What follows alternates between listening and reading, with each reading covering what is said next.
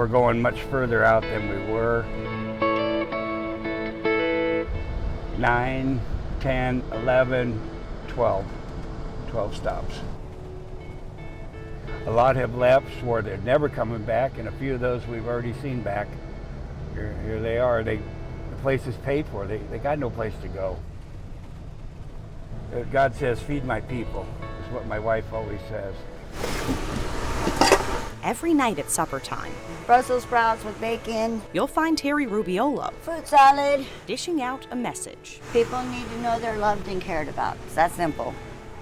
A warm meal Here you go, Letty. for anyone in Concow who needs it. I absolutely love Jesus, and he set the example when he had compassion and fed the multitudes. So I just want to try and follow in his footsteps the best I can. Roughly 3 years ago, she and her husband John started I Am's Garden to feed the homeless in their town. Not realizing they'd soon be without a home too.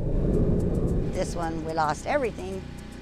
So The morning of November 8th, it was raining fire on us all around here. the campfire tore through. And they're driving like maniacs, hollering, get out, get out. They barely escaped with their lives. I got out with the clothes on my back.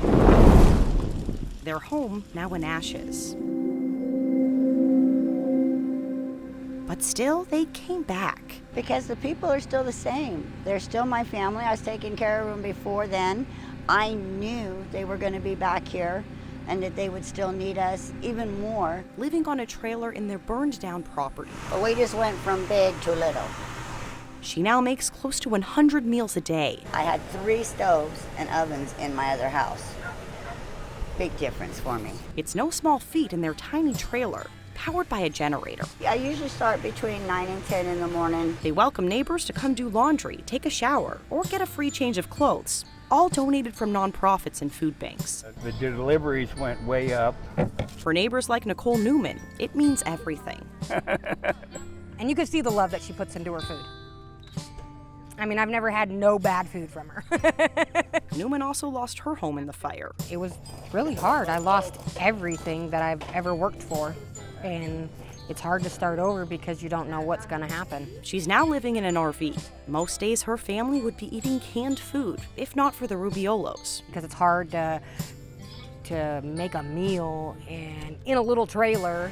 We have everything from a 96-year-old man to veterans to families that we're delivering to. And they don't plan to slow down anytime soon. Outfit an army if it helps one.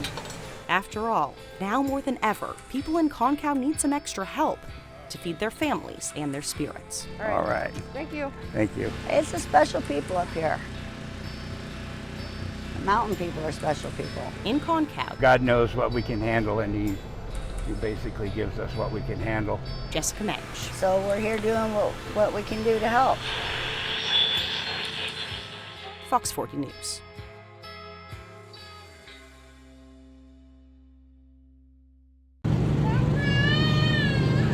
As a wife of Corporal Singh, it means a lot when something like this is given to us from community. Anamika Singh's life forever changed last December. You have to understand this was not supposed to happen here. After her late husband was shot and killed. Talking on behalf of all survivors, this is what we want to see from community for our officers that put their line, who lose their line in the line of duty, to be recognized and honored for all the hard work they've done. The owner of Dutch Hollow Farms, it was exhausting, found a unique way to pay his respects to Corporal Ranil Singh. He was just a good person. For making the ultimate sacrifice. It's been a long journey to get this all done, but we want to honor you and we want to honor Ranil.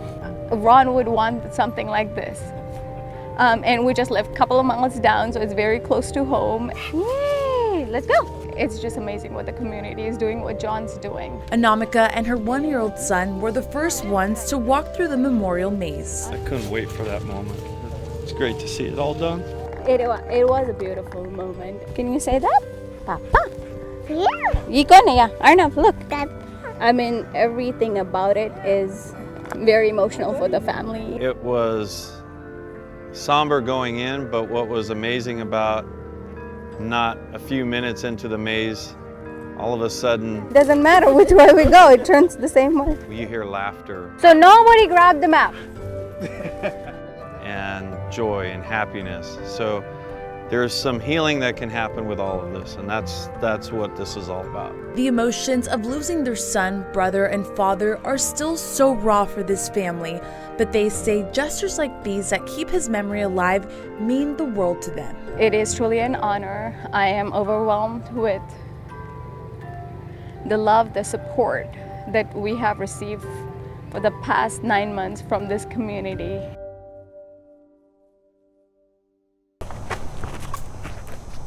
One man's trash is another's treasure. Fortunately, we haven't found anything yet, but maybe this will help. So Brian Hunt doesn't mind getting his hands dirty. I think there's always a little part of you that's angry when you lose something. Searching for a book that he considers gold. Well, I'm looking for my Bible, actually. Stolen out of his truck Monday afternoon The bummer was that it was on New Year's Eve when it happened, while he was shopping at Target in Manteca. and what they took was my work backpack, and inside was a laptop and my earbuds and things like that, but most important thing was my Bible that I had for over about 15 years or so now. Yeah, that's usually what I got in my hand is my Bible most of the time. The same Bible he uses every Sunday as a pastor at Crossroads Church. My daughter was in the NICU when she first was born. I read that Bible over her when she was in the NICU, and took that Bible into to nursing homes and prayed over people on their last breaths with that. Was able to do counseling with that.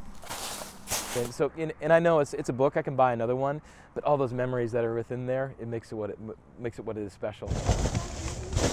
Now searching through the dumpster, hoping the thief may have taken the things they could sell for a profit and ditched the Bible. Think about what Jesus did for us. I think the least I could do is go into a dumpster for him. So Police are investigating, while Hunt thinks someone used a tool to pop the lock out of his truck in order to get inside. completely gone. Yeah.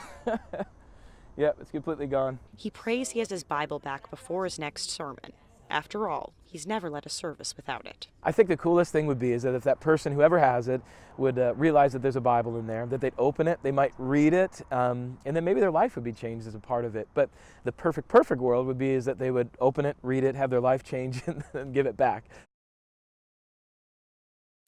14 years ago, in post 9/11 hysteria, a young Muslim man from our community was set up and was wrongfully convicted of terrorism. I'm still in shock. I can't believe this day came. I still think this is a dream. I wake up and I still think I'll be in prison.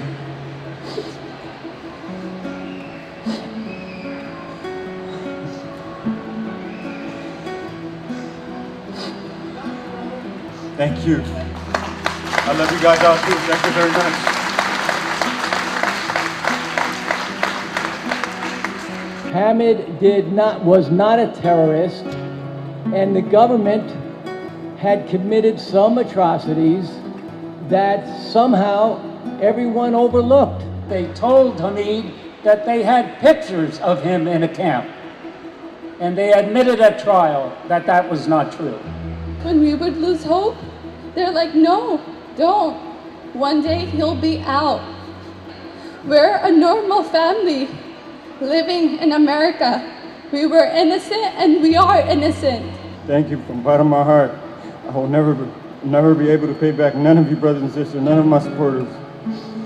I'm your guys' debt for the rest of my life. I'm your guys' servant till the day of judgment.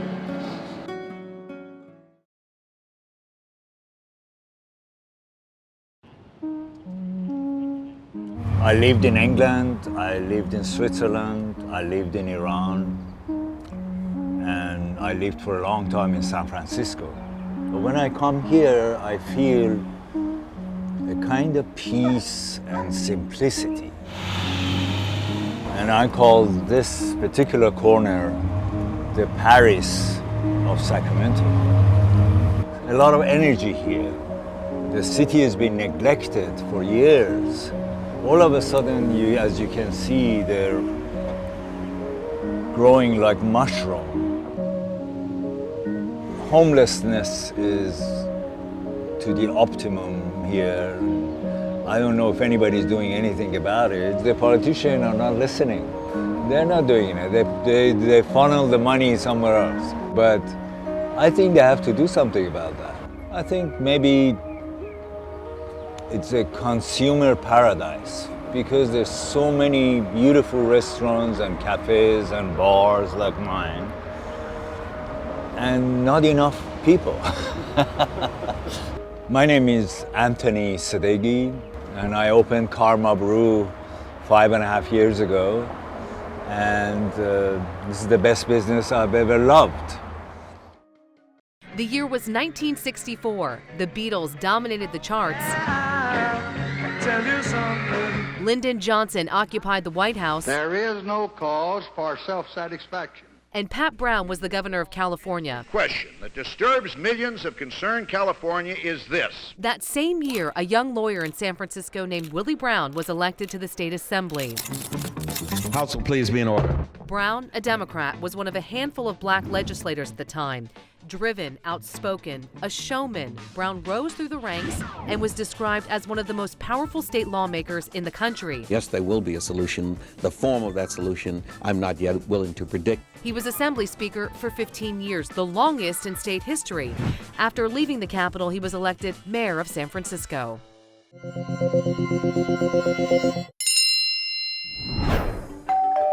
Doorbell cameras and wireless home security systems are becoming more affordable and user-friendly. Hey, bud, the police are on the way. Making it enticing for homeowners to use these devices as their eyes and ears when they're away. Hey, put that down. I've caught people stealing my solar yard lights 3 times. Caught people shining lights into the cars parked on the street to break into them. And those who have them say cameras from Ring or Nest have been useful upgrades to their home. We would just find our stuff missing and we didn't know what happened. But now we have proof and it's been really helpful. Stephanie Duncan has a number of home security cameras around her Sacramento house. One in the window operating 24/7 and even a couple sensor program devices up in the trees, keeping a close watch on anyone who approaches her property. Everyone should have some sort of surveillance, especially if you're having problems with package theft, car break-ins. The more information that we have, the better. These devices are popping up in neighborhoods all around the country. So the next time you're near someone's property, expect to be on camera. Sacramento County Detective James Hart says these tools have helped his department catch criminals, breaking into cars, vandalizing neighborhoods, and of course, the porch pirate. So this is one of the cases that we recently worked where a citizen had uploaded a video of a package theft to the Ring neighborhood, and in viewing the video, we were able to identify the suspect and his vehicle. And while this technology may help solve crimes, could it also result in you facing charges? Attorney Tony Francois says that all depends on what you do with the camera. You can, for example, set up a security camera to protect yourself from package theft, and that camera may in the background be picking up your neighbors' homes. He advises homeowners to only point the camera at their property. Francois says it's the audio that can get you into trouble. In California, it's illegal to record a conversation without permission. Audio is different, and in California, both sides of a conversation, both parties to it need to consent to that conversation being recorded. And for that purpose, it's pretty wise to make sure that somebody knows that they're being recorded. So if you've got a doorbell cam with the audio always on, or triggered by motion and then the audio turns on, you should have a sign there that says you're subject to audio recording while you're here. There's also the potential for hacking with doorbell cameras linked to a home Wi-Fi network.